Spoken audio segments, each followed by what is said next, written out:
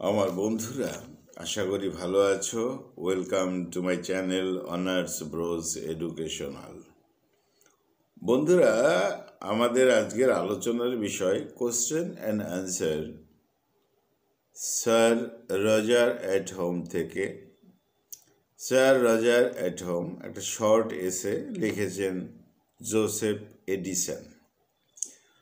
আর আমরা যে বিষয়গুলোকে টাচ করব তা হলো ক্যারেক্টার অফ স্যার রজার, দ্বিতীয়ত Joseph Addison's style of writing, যাকে আমরা মিডল স্টাইল বলি, use of humour in writings, এখানে হিউমারাস কিছু দিক রয়েছে, সে বিষয়টা আলোচনা হবে। পরবর্তী বিষয়ে আলোচনা হবে স্যার রজার অ্যাট হোম। এটা একটা পিরিয়ডিক্যাল এসে। নেক্সট আলোচনা হবে আর্ট অফ ক্যারেক্টারাইজেশন এবং use of language by Addison, অর্থাৎ তার রাইটিং স্টাইল। আর শেষে আমরা আলোচনা করব স্যার রজার অ্যান্ড চ্যাপলিন, যে ক্লার্জিম্যান, পাদ্রি, তার যে রিলেশনশিপটা রয়েছে স্যার রজারের সঙ্গে, সেই বিষয় নিয়ে সংক্ষিপ্ত আলোচনা শুরু করছি। বন্ধুরা, Joseph Edison is the greatest essayist in English literature. বলা হয় Joseph Edison is the greatest essayist in English literature. He is a stylish prose writer. তাকে বলা হয় stylish pros writer. He is called the complete painter of life and manners. তার লেখার মধ্যে জীবনের, অর্থাৎ পেইন্টার অফ লাইফ, একজন এমনভাবে লেখা যে কোনো চরিত্রকে তিনি যেন চিত্রাঙ্কন করছেন এবং সেই চরিত্রের যে ম্যানার, যে স্বভাব, সেটা ক্লিয়ারলি তিনি পারফেক্টলি তিনি প্রস্ফুটিত করতে পারতেন। তাই বলা হয় he is called the complete painter of life and manners. 18th century prose, 18th century যে prose has been enriched by him. তার হাত ধরেই 18th century যে প্রোজ রাইটিং, সেটা হ্যাজ বিন এনরিচড, যথেষ্ট সমৃদ্ধ পেয়েছে। আর এই এসে লেখার মধ্য দিয়েই Joseph Addison earn name fame, নাম যশ পেয়েছেন। সঙ্গে ছিল বিশেষ করে ফর হিজ টু ম্যাগাজিন, দুটো ম্যাগাজিন তার ছিল, একটা হলো দ্য টেটলার অ্যান্ড দ্বিতীয়টা হলো the Spectator, which he founded with his friend Richard still.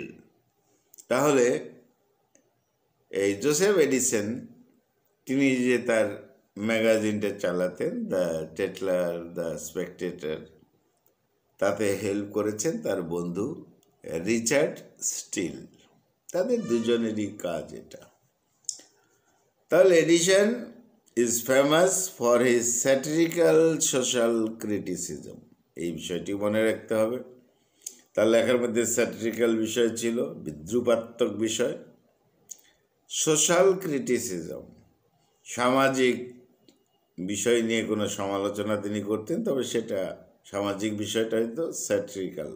তাই বলা হতো Addison is famous for his satirical social ক্রিটিসিজমের জন্য তিনি বিখ্যাত। আর একটি বিশেষ বিষয় হলো his essays are educational. Joseph এডিসনের যে এসেগুলো, তার থেকে শিক্ষামূলক অনেক কিছু পাওয়া যেত। হিজ মাস্টারপিস, তার বিশেষ লেখা, বিশেষ কাজ, সেটা হলো the drama Cato, a tragedy play. The drama Cato হলো একটা ট্র্যাজেডি প্লে, লিখেছেন জোসেফ এডিসন। তাহলে এবার এই Joseph Addison and his friend Richard Steele invented an independent style of writing. দুজনে মিলে একটা লেখার স্টাইল তার মধ্যে ছিলেন জোসেফ এডিসন এবং বন্ধু রিচার্ড স্টিল, আর তার নাম হলো মিডল স্টাইল। মিডল স্টাইলটা কি? The style of writing is very simple. লেখাটা খুব সহজ সরল হবে, অর্থাৎ মিডল স্টাইলের লেখা হলো সহজ সরল লেখা হবে, লুসিড হবে, খুব সহজ সরল হবে, সরল হবে, ন্যাচারাল লেখা হবে, মডারেট রাইটিং হবে, and free from excessive expression. অতিরঞ্জিত কোনো বিষয়, ব্যাখ্যা, এক্সপ্লেনেশন এরকম কিছু থাকবে না। আর এটাকেই বলা হতো বা বলা হয় মিডল স্টাইল। তাহলে যে লেখা simple, lucid, natural, moderate, free from excessive expression, সেটাকেই বলা হয় মিডল স্টাইল। আর এটাই লিখতেন জোসেফ এডিসন। তার এই এসেগুলোর মধ্যে এই স্টাইলটা দেখা যায়। দেয়ার ইজ নো কমপ্লেক্সিটি, লেখার মধ্যে কোনো জটিলতা তো থাকবে না।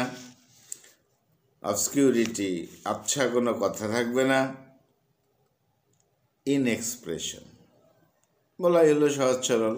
এমনকি ইভেন হিজ লং সেন্টেন্সেস, তিনি যে লম্বা সেন্টেন্সগুলো লিখবেন, are not difficult to understand, বুঝতে অসুবিধা হবে না। এটা মিডল স্টাইলের characteristic. This middle style contains less decorative sentences, যথেষ্ট অলঙ্কার দিয়ে, যথেষ্ট উপমা দিয়ে এই সমস্ত নয়। এই মিডল স্টাইল লেখাটা হবে less decorative sentences without slang words. লেখার মধ্যে কোনো স্ল্যাং, অশ্লীল এরকম কোনো ওয়ার্ড মানে থাকবে না, শব্দ থাকবে না। Joseph Addison uses humour with satirical elements. যে বিষয়গুলো স্যাটিরিক্যাল বিষয় থাকবে, বিদ্রুপাত্মক উপকরণ থাকবে, সেটা নিয়ে তিনি হিউমার করতেন। অ্যান্ড কনভারসেশনাল ল্যাঙ্গুয়েজ, লেখাটা হবে আলাপচারিতার মধ্যে এরকম হবে। মেনি হবে সে হ্যাভ কোটেশনস, লেখার মধ্যে কিছু কোটেশন থাকবে তার, from modern or classical authors, আধুনিক লেখকদের থেকে নেওয়া হবে, ক্লাসিক্যাল লেখকদের থেকে নেওয়া হবে। এইভাবে সহজ সরলভাবে জোসেফ এডিসন লিখতেন, যে স্টাইলটার নাম হলো middle style.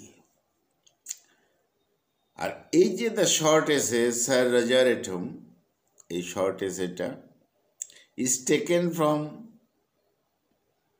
His magazine the Spectator. স্পেকটেটরে প্রথম পাবলিশড হয়েছিল, সেখান থেকে পরে টাইটেলটা স্যার রজার এট হোম নেওয়া হয়েছে। দিস এসে is remarkable for the character of Sir Roger. এখানে মেইনলি স্যার রজারের ক্যারেক্টারটা কেমন সেটা পাওয়া যাবে, এবং এখানে একজন ক্লার্জিম্যান, একজন পাদ্রী, ধর্মযাজক, চ্যাপলেন, তার ক্যারেক্টারটাও বিশেষ করে পাওয়া যাবে। The art of characterisation is significant. এখানে মূলত এই যে দুটো ক্যারেক্টার, তাদেরকে নিয়ে তাদের যে ক্যারেক্টার, এটাই তাৎপর্যপূর্ণ, significant. The perfect remarks about the English rural society in the 18th century bring interest in this এসে। অর্থাৎ 18th centuryতে এক শ্রেণীর মানুষের প্রতিনিধিত্ব করেছেন স্যার রজার। যেমন সেই সময়ে একটা পরিবারে 10-12-15 জন করে সার্ভেন্ট থাকতো, তাতে তাদের প্রেস্টিজ, এই সমস্ত গাম্ভীর্য, ডিগনিটি প্রকাশ পেত। এখানেও দেখা যাবে স্যার রজারকে, তার বাড়িতে অনেক সার্ভেন্ট, অনেক কুকস, এরকম বিষয়টা অর্থাৎ 18th সেঞ্চুরির সেই সমাজের একটা প্রতিচ্ছবি পাওয়া যায়। The grace of Addison's style is reflected in the এসে।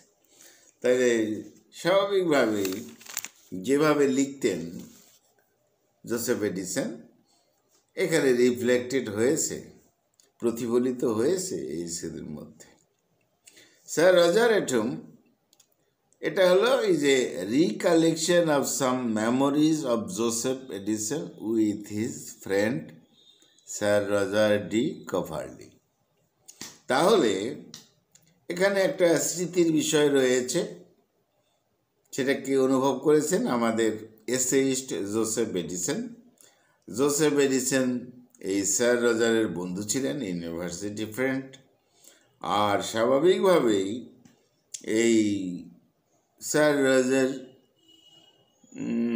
জোসেফ এডিসন দুজনের ভালো সম্পর্ক অবশ্যই থাকার কথা, তাই ছিল। আর জোসেফ এডিসন ছিলেন বক্তা, এই এসের বক্তা হলো জোসেফ এডিসন, ন্যারেটর। যাই হোক, তাহলে এই স্যার রজার ডি কভারলি এবং আমাদের এসেইস্ট তথা ন্যারেটর জোসেফ এডিসন, তাদের যে রিকালেকশন অফ সাম মেমোরিজ, তাদের যে স্মৃতি কথা, সেটাই এই এসের মধ্যে আছে, short essay. It describes Addison experience.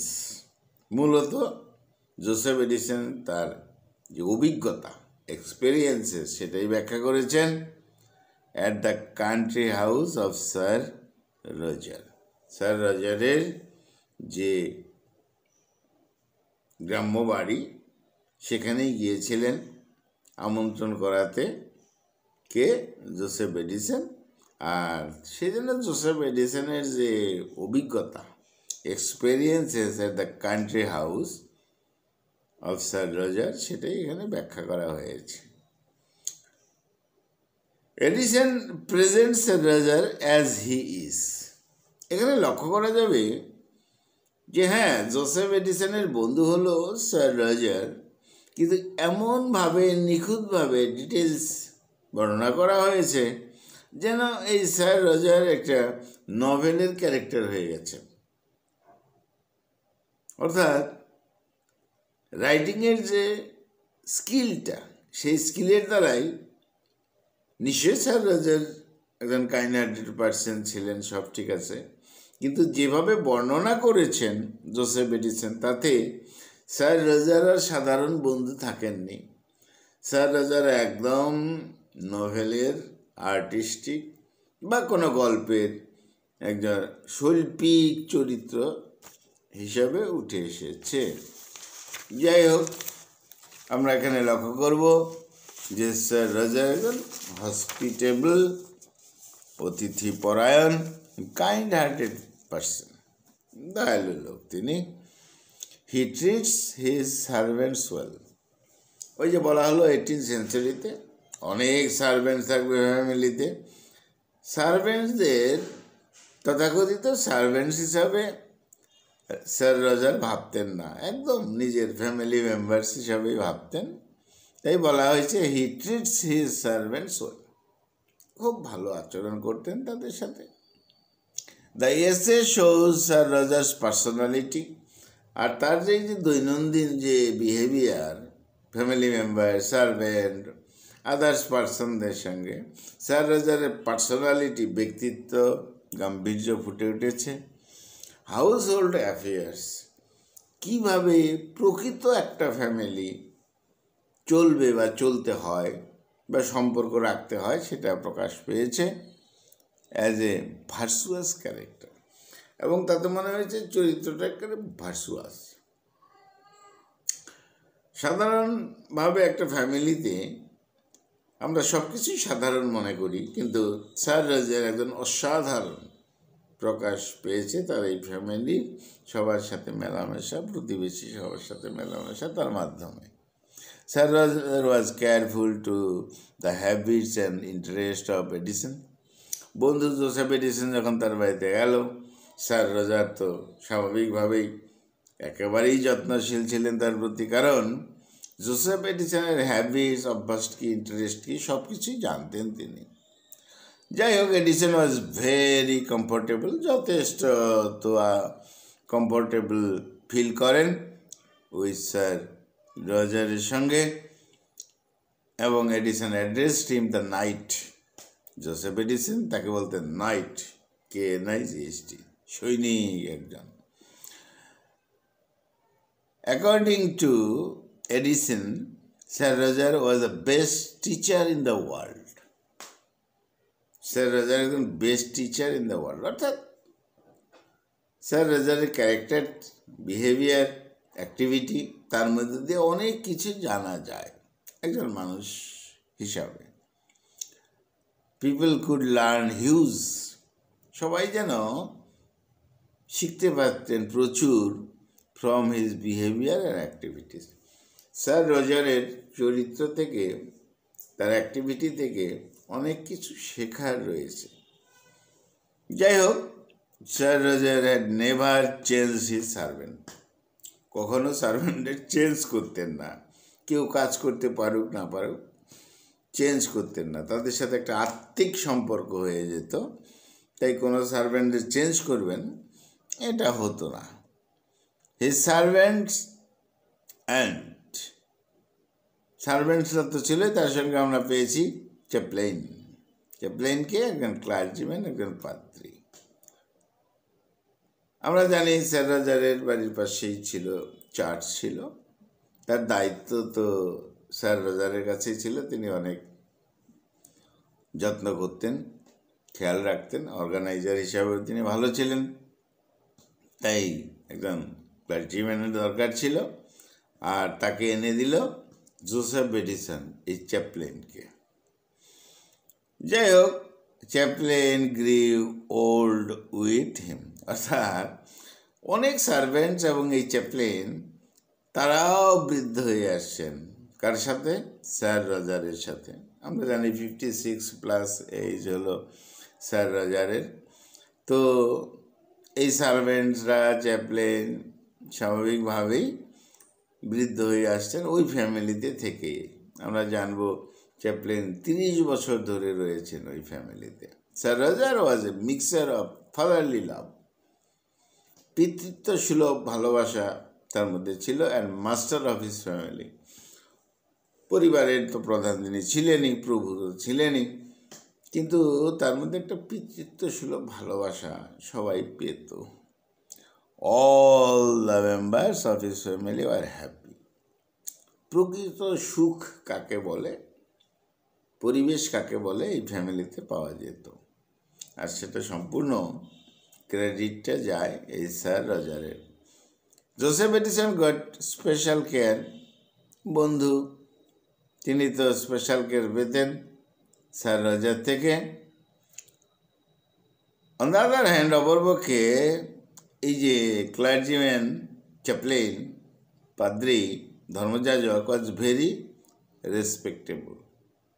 তার চরিত্রে বলতে গেলে বলা যায় যথেষ্ট শ্রদ্ধাশীল তিনি ছিলেন, যথেষ্ট শ্রদ্ধা করতেন স্যার রজারকে এবং অন্য মানুষকেও ভালোবাসতেন।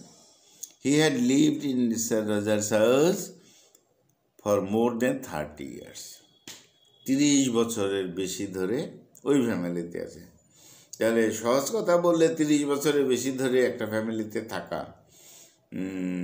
স্বাভাবিকভাবে অন্য একজন ব্যক্তি তিনি, তাহলে দুদিকেই কোয়ালিটির দরকার আছে। অতএব স্যার রজারের ফ্যামিলি তার যথেষ্ট কোয়ালিটি রয়েছে, এবং সঙ্গে সঙ্গে চ্যাপলেন যিনি ক্লার্জিম্যান তারও সেই কোয়ালিটি রয়েছে, তিনিও যথেষ্ট জেন্টলম্যান। হি ওয়াজ জেন্টলম্যান, অবশ্যই দুজনেই gentleman, who had very cordial relationship with all the members of the family. ওই ফ্যামিলির সার্ভেন্টস, কুক, সবার সঙ্গেই ওই ক্লার্জিম্যানের যথেষ্ট একটা সুসম্পর্ক ছিল, কর্ডিয়াল রিলেশন ছিল। According to Addison, Sir Roger was A delightful, এটা একটা সাংঘাতিক বিষয়। জোসেফ এডিসনের অনুসারে স্যার রজারকে বলা হয়েছে ডিলাইটফুল, সব সময় যেন এই ভদ্রলোক আনন্দেই থাকতেন, চেয়ারফুল থাকতেন, ডিলাইটফুল থাকতেন, অ্যান্ড থটফুল পারসন, সবসময় একটু চিন্তাও করতেন। আবার অনেক সময় এক্সেসিভ চিন্তা করতেন। এই স্যার রজার যথেষ্ট চিন্তা করতেন, হয়তো সেটা প্রয়োজন নেই। এটাই ছিল তার ক্যারেক্টারের ত্রুটি বলা হয়। এই বিষয়টা স্যার রজার নিজেও জানতেন, যে বিষয়টা নিয়ে হয়তো চিন্তা করার কিছু নেই, টেনশন করার কিছু নেই, সেটা নিয়ে বেশি করে করতেন। আবার যাই হোক, he could manage every situation well. তবে সমস্ত রকম প্রবলেমকে তিনি কী করতেন, হি কুড ম্যানেজ করতে পারতেন। যাই হোক, খুব ভালোভাবে। On the other hand he was A humorous person, কারণ একটা হিউমারাস পার্সন ছিলেন এই স্যার রজার। তার আচরণ, কথাবার্তায় অনেকেরই একটু হাসির উদ্রেক হতো। And he was partly eccentric, একটু খামখেয়ালিপূর্ণ, হুইমজিক্যাল। যা মনে হতো তাই যেন তিনি করতেন, কারোর কথা শুনতেন না। ভালোই করতেন, অতিরঞ্জিত করতেন, এক্সেসিভ করতেন, তাই মনে হতো এসেন্ট্রিক, খামখেয়ালিপূর্ণ। আর সেটাই হিউমারাস বিষয় তৈরি হতো, হাসির উদ্রেক হতো। Sometimes he behave excessive to the others, অতিরঞ্জিত ব্যবহার করতেন সার্ভেন্টদের সাথে। তাদের মেন্টালিটি জিজ্ঞেস করা, তাদের শারীরিক বিষয় জিজ্ঞেস করা, সব কিছুই যেন অনেকটা যেন দায়বদ্ধতা রয়েছে স্যার রজারের। সার্ভেন্টসদের তো দায়িত্ব রয়েছে তার প্রতি যত্ন নেওয়া, আর স্যার রজারের জন্য বেশি দায়িত্ব রয়েছে, এটা এক্সেসিভ মনে হতো। It was his flaw in character.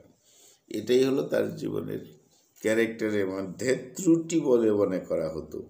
Joseph Edison মনে করতেন এটা হলো ত্রুটি।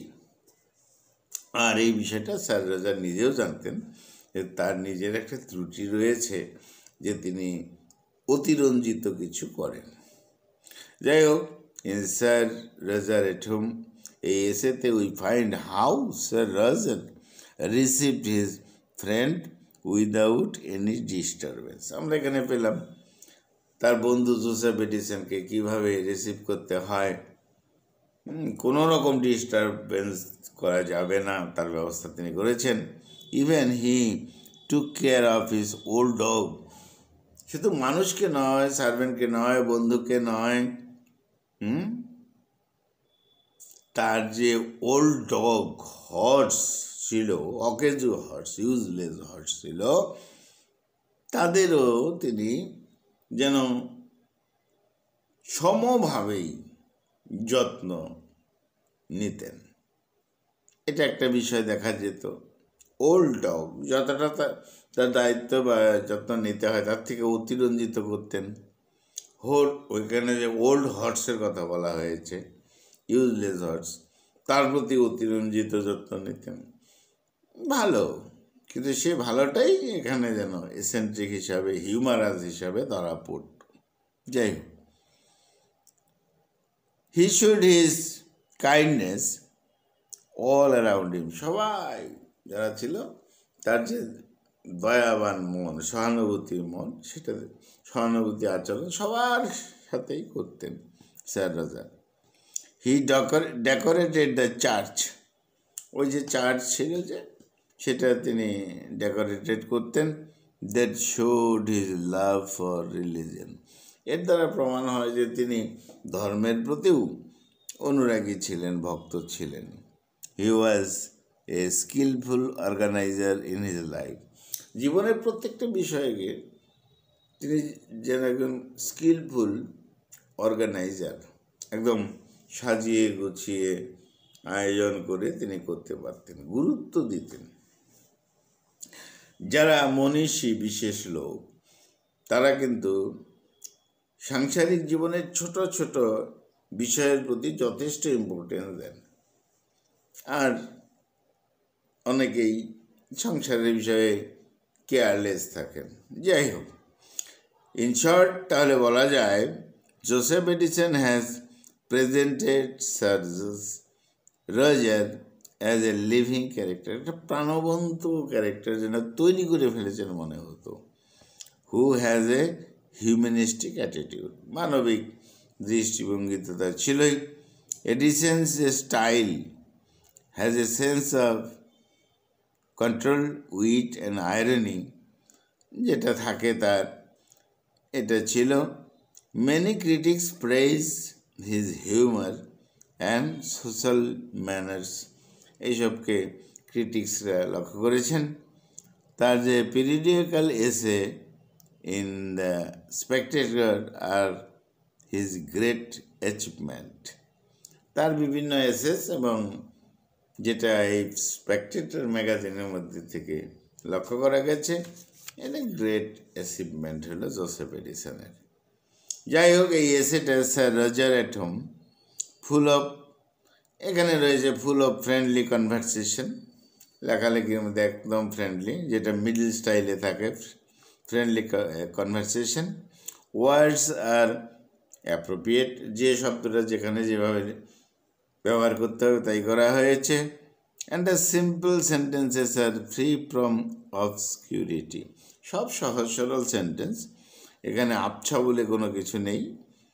Thus the essay shows the genius of Edison as an essayist, লেখার স্টাইল দেখেই বোঝা যায়, এবং এই জোসেফ এডিসনের যে জিনিয়াস ব্যাপারটা আছে লেখালেখির মধ্যে সেটা বোঝা যায়। The essay reveals the master's touch of characterization of Joseph Edison, একদম একটা মাস্টারি তার লেখার মধ্যে যে ছিল সেটা এখানে প্রকাশ পেয়েছে। স্যার রজার অ্যাট হোম এই যে পিরিয়ডিক্যাল এসে বলা হয় এটাকে, স্বাভাবিক এই এসেটা বা এটা তো গল্প নয়, এর বিগিনিং বা মিডল বা এন্ডিং এরকম তো কিছু নেই, এটা এপিসোডের মতন, এটা একটা প্রকাশ।